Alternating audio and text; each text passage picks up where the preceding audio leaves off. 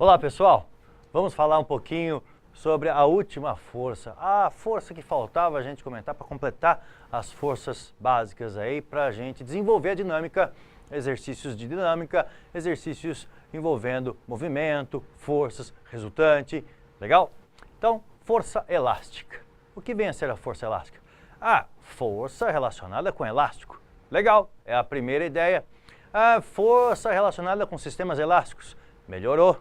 Muito bom. A força relacionada com sistemas que são capazes de se deformar e restaurar o seu formato original. Melhor ainda. Olha como evoluiu de falar de elásticozinho até chegar a um conceito, então, do quê?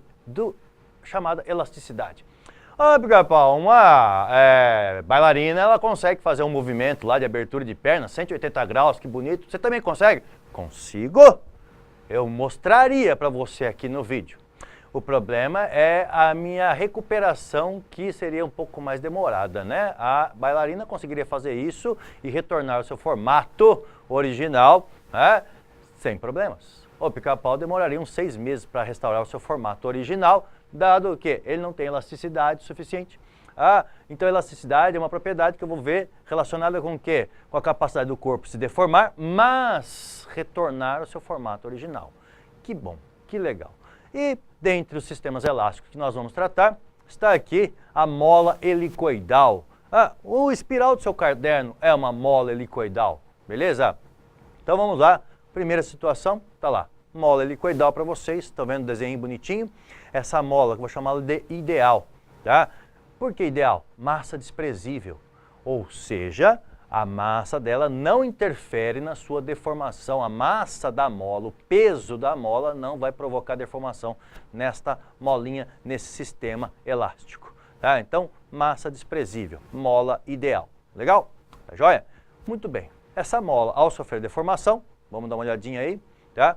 Ela vai ter, a partir de um tamanho original, olha lá, a partir de um tamanho original, passar então a uma compressão. Essa compressão vai determinar aí para a gente um tamanho X. Veja comigo que, a partir dessa compressão, surge uma força elástica oposta à compressão, oposta à deformação. Então, a força elástica é uma força com o intuito de restaurar o tamanho, o formato original, beleza? Então, se a deformação X está indicada ali com a setinha para cima, eu tenho a força elástica no sentido oposto, legal? E se fosse um esticamento, né? E se eu tivesse provocado, então, lá uma distensão da mola? Vamos dar uma olhadinha? A situação de distensão. Estiquei a mola, está lá um vetor X, deslocamento para baixo. Vai ter, então, uma força elástica no sentido oposto ao da deformação. Você esticou, a mola quer restaurar o seu formato original, então, uma força contrária à deformação. Para ambos os casos, eu tenho uma equação comum para todos os casos de deformação. Qual que é a equação? Está ali, ó, vetor força elástica como sendo menos K vezes X, ou K vezes o vetor deformação. Que legal! O que aquele sinal menos está significando? Que a força é oposta à deformação. Bonito. Para fazer as contas, eu vou usar simplesmente Kx. Então, força elástica é igual a K vezes X. Legal? Tudo bem? Bonitinho? Joga na tela cheia para o pessoal gravar a ideia para a gente. Olha que bonito, galera. Veja aí, então. Se for compressão, a força contrária à compressão. Se for distensão, esticamento da mola, força contrária ao esticamento. Beleza? Olha a equação que nós vamos utilizar, K vezes X. Quem que é o K? Vamos falar dele agora. Quem que é o K? O K é a constante elástica da mola. Cada molinha vai ter sua constante. Pica-pau, como assim? O K não é constante? É, de cada mola.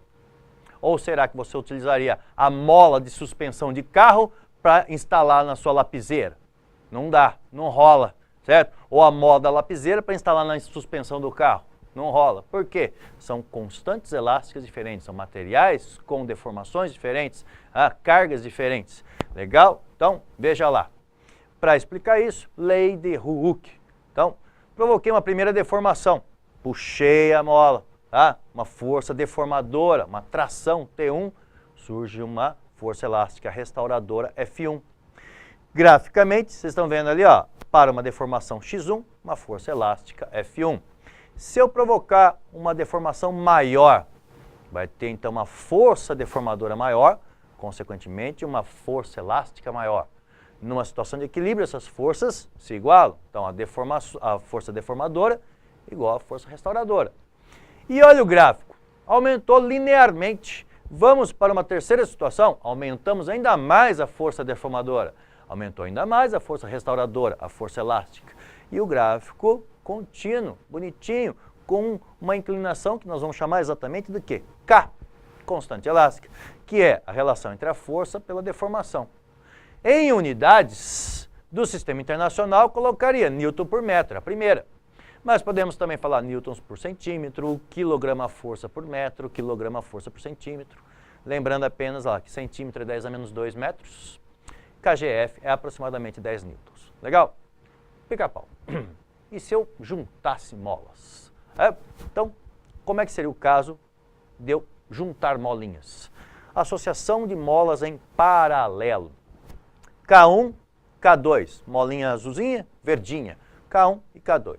Ao aplicar uma força nesse conjunto, eu vou ter uma constante elástica equivalente.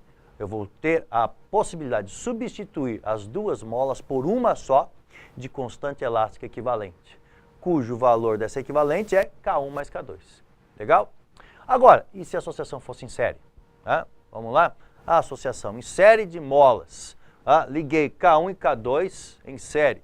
Poderia substituir as duas molinhas por uma equivalente, cuja equação para o cálculo dessa constante equivalente é dado pela soma dos inversos.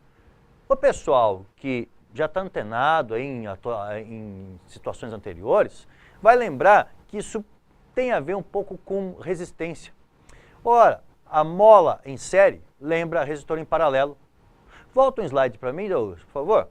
Olha que legal. E a mola em paralelo, lembra o quê? Resistor em série.